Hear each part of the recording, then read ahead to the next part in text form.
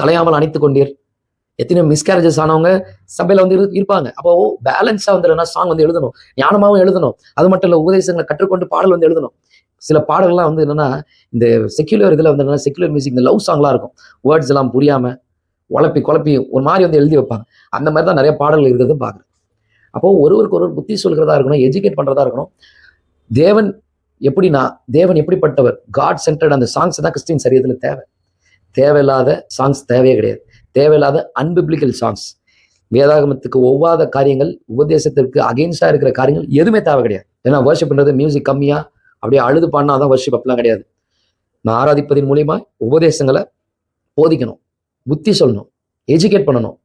அதுதான் ஆராதனை. நான் கற்றுக்கொண்ட விசுவாசத்தை அறிக்கை செய்வதுதான் சரியான விதத்தின் அடிப்படையில் இருக்கிற ஆராதனை. ஒருவேளை இந்த வீடியோ உங்களுக்கு ரொம்ப யூஸ்ஃபுல்லாக இருக்குன்னு நினைக்கிறேன். லைக் பண்ணுங்க, ஷேர் பண்ணுங்க, சப்ஸ்கிரைப் பண்ணுங்க. Thank you. God bless you. Amen.